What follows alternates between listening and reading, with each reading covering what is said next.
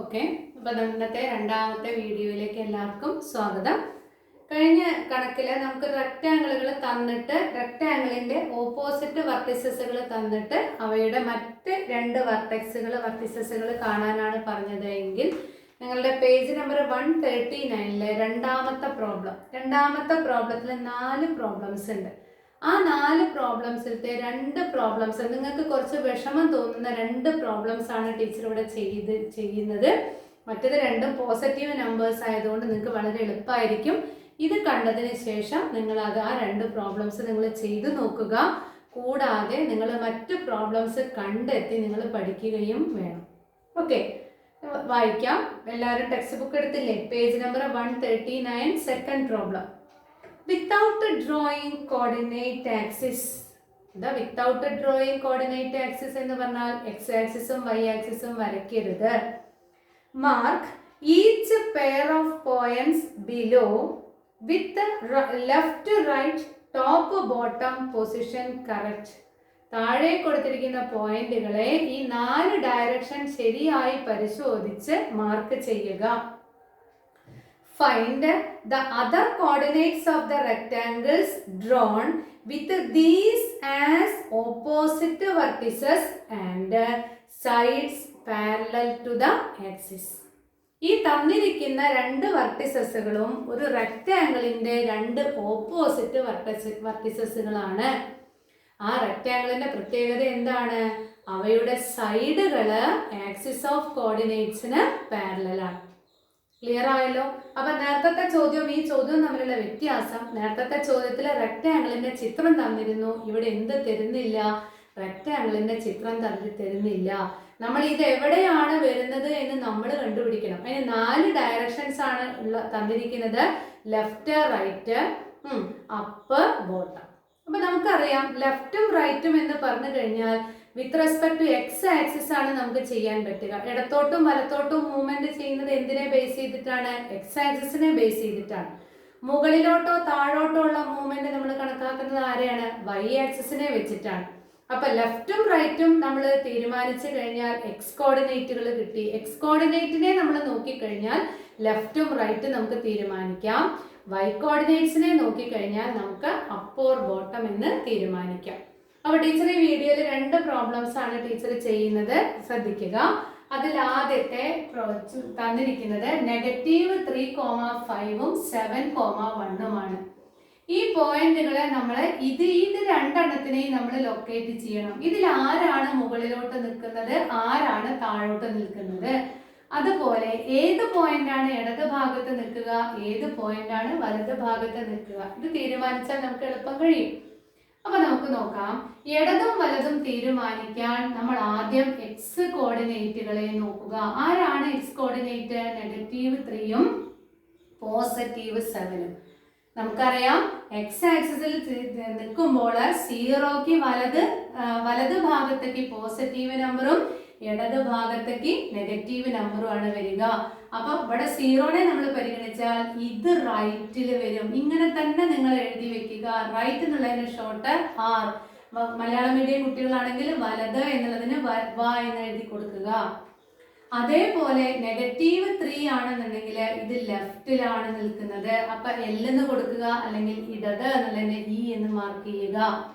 അപ്പോൾ ഇത് ഇടത് ഭാഗത്തായിട്ടും ഇത് വലത് ഭാഗത്തായിട്ടുമാണ് വരിക എന്ന് നമുക്ക് മനസ്സിലായി. അതിന്റെ അർത്ഥം ഈ പോയിന്റ് ഇടത് ഭാഗത്തും ഈ പോയിന്റ് വലത് ഭാഗത്തും. ക്ലിയർ ആയല്ലോ? ഇനി നമുക്ക് ആരാണ് മുകളില്, ആരാണ് താഴെ? അപ്പോൾ നോക്കൂ, ഇതിന്റെ വൈ കോർഡിനേറ്റ് 5 ആണ്, ഇതിന്റെ വൈ കോർഡിനേറ്റ് 1 ആണ്. രണ്ടും പോസിറ്റീവ് ആണ്. അപ്പൊ വൈ ആക്സിസില് 0വിന്റെ മുകളിലോട്ട് പോസിറ്റീവും താഴോട്ട് നെഗറ്റീവും എന്ന് നമുക്ക് മനസ്സിലായി. അതിൽ ഏറ്റവും മുകളില് രണ്ടും പോസിറ്റീവ് ആയതുകൊണ്ട് രണ്ടും 0ക്ക് മുകളിലോട്ടാണ് നിൽക്കുക. അതിൽ ഏറ്റവും ടോപ്പിൽ നിൽക്കുക, ഒന്നിനേക്കാൾ മീതെ നിൽക്കുക ആരാണ്? 5 ആണ്, അഥവാ 5 ആണ്. അപ്പോൾ നമുക്ക് ഇതിനെ അപ്പ് അഥവാ യു എന്ന് കൊടുക്കാം. ഇവിടെ ബോട്ടം എന്നുള്ളതിനെ നമുക്ക് എന്ത് കൊടുക്കാം? ബി എന്ന് കൊടുക്കാം. അപ്പൊ നോക്കൂ, ഇതിനെ രണ്ടിനെയും കൂടി നോക്കിക്കഴിഞ്ഞാൽ നമുക്ക് ഇങ്ങനെ എഴുതിക്കൂടെ? ലെഫ്റ്റില് അപ്പർ, ഇതോ റൈറ്റില് ബോട്ടം എന്ന രീതിയിലല്ലേ വരുന്നത്? നോക്കി നോക്കൂ, ലെഫ്റ്റില് അപ്പായിട്ട് നിൽക്കും, ഇതോ റൈറ്റില് ബോട്ടം ആയിട്ട് നമുക്ക് നിൽക്കും. കാരണം ഇത് ലെഫ്റ്റ് ആണ്, ഇത് റൈറ്റ് ആണ്. നമുക്കൊന്ന് ഇനി ആ റെക്ടാങ്കിൾ ഒന്ന് വരച്ച് നോക്കാം. ആ റെക്ടാങ്കിളില് പേര് കൊടുക്കുക എ ബി സി ഡി. ഇതിന്റെ ലെഫ്റ്റും റൈറ്റും അറിയാൻ കൈ ഇങ്ങനെ വെച്ച് നോക്കിക്കഴിഞ്ഞാൽ നമുക്കറിയാം ഇത് റൈറ്റ്, ഇത് ലെഫ്റ്റ്. അപ്പൊ നോക്കൂ, ഇത് ലെഫ്റ്റില് അപ്പ്, അപ്പൊ ഇത് ലെഫ്റ്റില് ഈ ഭാഗം, അതില് അപ്പ്. അപ്പൊ ഡി എന്ന് പറയുന്നത് ഏതായിരിക്കും? -3,5 ആയിരിക്കും. ക്ലിയർ ആയല്ലോ? ഇനി ഇതെവിടെയാണ്? റൈറ്റില് ബോട്ടം. അപ്പൊ റൈറ്റില് ബോട്ടം. അപ്പൊ നോക്കൂ, വലത് ഭാഗത്ത് രണ്ടെണ്ണം ഉണ്ട്, അതില് ബോട്ടം. അപ്പൊ ഏതായിരിക്കും വരിക? 7,1. നോക്കൂ, ശരിയല്ലേന്ന് നോക്കി നോക്കൂ. -3 കഴിഞ്ഞ് ഇങ്ങനെ വന്നു കഴിഞ്ഞാൽ ഇവിടെ 0 വരും, 0ക്ക് ഇങ്ങോട്ട് പോയാൽ 7ലേക്ക് എത്തും. അതുപോലെ ഇവിടെ അടിയിൽ 0 എടുക്കും, ആ 0ന്ന് മുകളിലേക്ക് വന്നാൽ 1-ലെത്തും, 1-ൽ നിന്ന് 5-ലെത്തും. ഇനി നമുക്ക് എയും കണ്ടുപിടിക്കണം, സിയും കണ്ടുപിടിക്കണം. ഇപ്പൊ നേരത്തെ പ്രോബ്ലം പോലെ തന്നെയായി. ഇതിന്റെ ആക്സിസുകൾ പാരലൽ ആണെന്ന് പറഞ്ഞിട്ടുണ്ട്. എ ബി എക്സ് ആക്സിസിന് പാരലൽ ആയതുകൊണ്ട് എയുടെയും ബിയുടെയും y കോർഡിനേറ്റുകൾ സെയിം ആയിരിക്കും. അപ്പൊ എയുടെ y കോർഡിനേറ്റ് എന്ന് പറയുന്നത് എന്താണ്? 1 ആണ് വരിക. ഇനി നോക്കൂ, എ ഡി എന്ന് പറയുന്നത് y ആക്സിസിന് പാരലൽ ആണ്, അതുകൊണ്ട് അതിന്റെ x കോർഡിനേറ്റുകൾ സെയിം ആയിരിക്കും. അപ്പോൾ ഇതെന്താണ് വരിക? -3. നോക്കൂ, -3 ഇവിടുത്തെ 1ഉം -3,1. ഇത് കൂടുതൽ പ്രാക്ടീസ് ചെയ്യുന്നവരെ എളുപ്പമാവുള്ളൂ. അടുത്തത് നമുക്ക് സി കണ്ടുപിടിക്കണം. സി എന്ന് പറയുന്നത് സി ഡി എന്ന് പറഞ്ഞ ലൈനും ബി സി എന്ന് പറഞ്ഞ ലൈനും ഇന്റർസെക്ട് ചെയ്യുമ്പോഴാണ്. സി ഡി എന്ന് പറയുന്നത് എക്സ് ആക്സിസിന് പാരലൽ ആണ്. എക്സ് ആക്സിസിന് പാരലൽ ആണെങ്കിൽ അതിന് മുകളിലോട്ട് പൊന്തണ്ട, താഴോട്ട് ഇറങ്ങണ്ട. അപ്പോൾ y കോർഡിനേറ്റുകൾ സെയിം ആയിരിക്കും. അപ്പൊ സിയുടെ y കോർഡിനേറ്റ് എന്ന് പറയുന്നത് 5 ആണ്. y കോർഡിനേറ്റ് രണ്ടാമത് എഴുതണം, അതൊക്കെ ശ്രദ്ധിക്കണം. ഇനി ബി സി എന്ന് പറയുന്ന ലൈന് y ആക്സിസിന് പാരലൽ ആണ്. y ആക്സിസിന് പാരലൽ ആണെന്ന് പറഞ്ഞാൽ അതിന്റെ x കോർഡിനേറ്റുകൾ സെയിം ആയിരിക്കും. therefore C is the point 7,5. Clear ആയല്ലോ? അപ്പൊ നമുക്ക് ഇവിടെ എന്തൊക്കെ തന്നു? 2 പോയിന്റുകൾ തന്നു. ആ 2 പോയിന്റുകളെ നമ്മൾ ലൊക്കേറ്റ് ചെയ്തു. ലെഫ്റ്റ് റൈറ്റ് എന്നും അപ്പ് ആൻഡ് ബോട്ടം എന്നും മാർക്ക് ചെയ്തു. അത് വർട്ടെക്സ് ആയിട്ട് ഒരു റെക്ടാങ്കിളിന്റെ റഫ് ഫിഗർ വരച്ച് മറ്റത് രണ്ടെണ്ണം നമ്മൾ കണ്ടെത്തി കഴിഞ്ഞു. ഇത് എങ്ങനെയാണ് നോട്ട് എഴുതുക എന്നുള്ളത് ടീച്ചർ നോട്ടിൽ തന്നിട്ടുണ്ട്. ക്ലിയർ ആയല്ലോ? ഇനി നമുക്ക് ഇതൊന്ന് മാർക്ക് ചെയ്ത് നോക്കാം.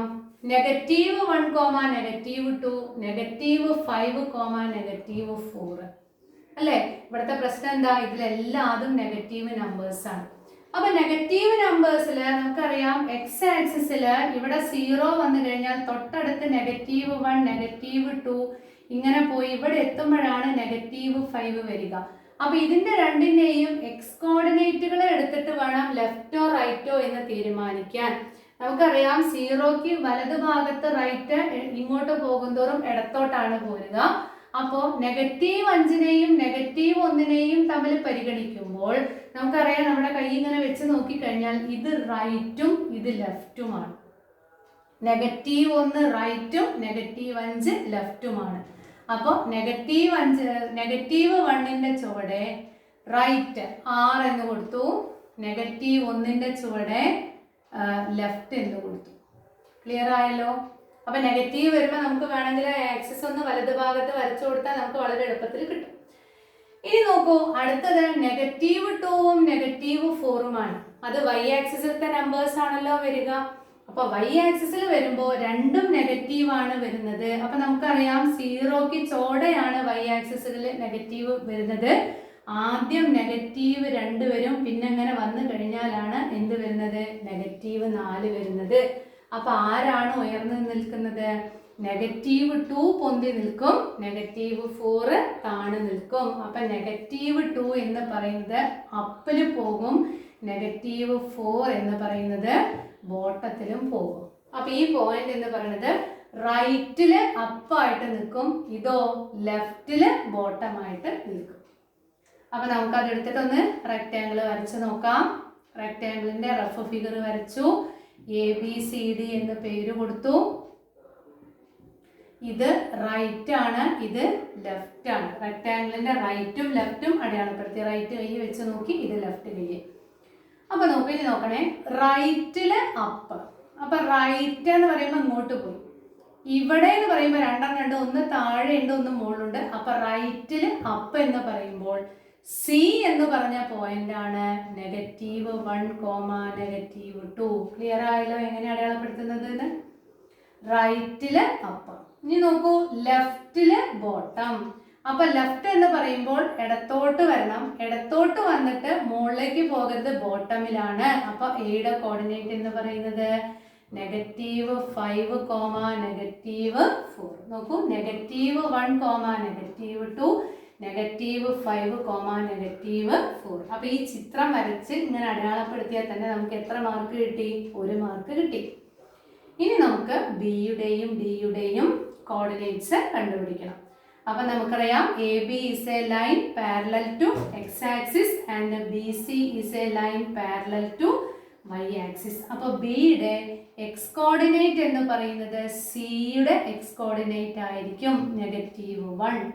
അടുത്തത് എയുടെ വൈ കോർഡിനേറ്റ് മുകളിലോട്ടും പോണ്ട താഴോട്ടും പോണ്ട. അപ്പൊ എയുടെ വൈ കോർഡിനേറ്റ് എന്ന് പറയുന്നത് -4 ആണ്.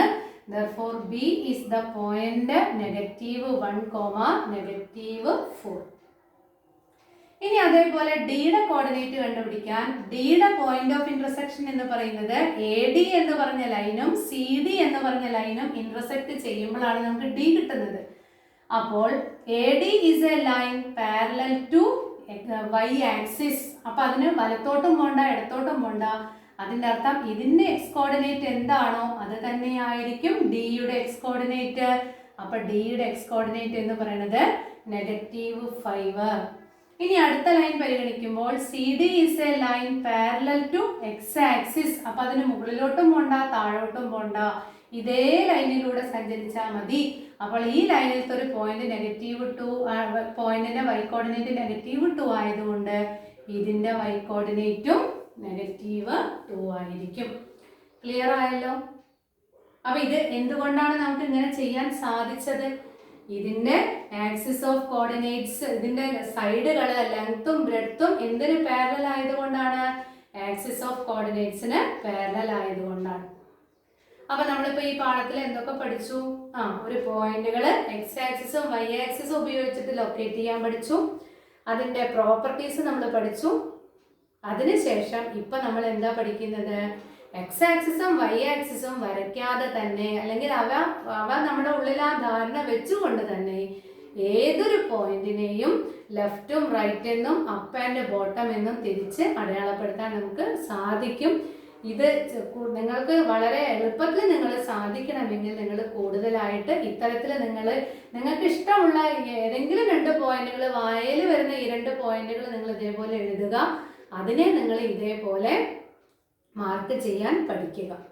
ഓക്കെ, പിന്നെ ഇതിലത്തെ 2 എക്സാമ്പിളുകൾ, പോസിറ്റീവ് നമ്പേഴ്സ് വരുന്ന 2 ചോദ്യങ്ങളും കൂടെ ഇതിൻ്റെ കൂടെ കൊടുത്തിട്ടുണ്ട്. അത് നിങ്ങളും ഹോംവർക്കായിട്ട് ചെയ്യുക. അപ്പോൾ രണ്ടാമത്തെ ഒരു സെക്ഷനും കൂടി ഈ പാഠഭാഗത്തിൽ കഴിഞ്ഞു. ഈ പാഠത്തിൻ്റെ ലാസ്റ്റ് ഭാഗത്തേക്ക് നമ്മൾ അടുത്ത വീഡിയോയിൽ കടക്കുകയാണ്. അതിൽ നമ്മൾ പഠിക്കുന്നത് ഡിസ്റ്റൻസസ് ബിറ്റ്വീൻ പോയിന്റ്സ് ആണ്. കുറച്ചും കൂടി ക്ലാസ്സിലേക്ക് ഉയരാൻ പോവുകയാണെന്ന് മനസ്സിലാക്കുക. ഓക്കെ, അപ്പോൾ അടുത്ത വീഡിയോയിൽ ഡിസ്റ്റൻസുമായിട്ട് നമുക്ക് കാണാം. ശരി.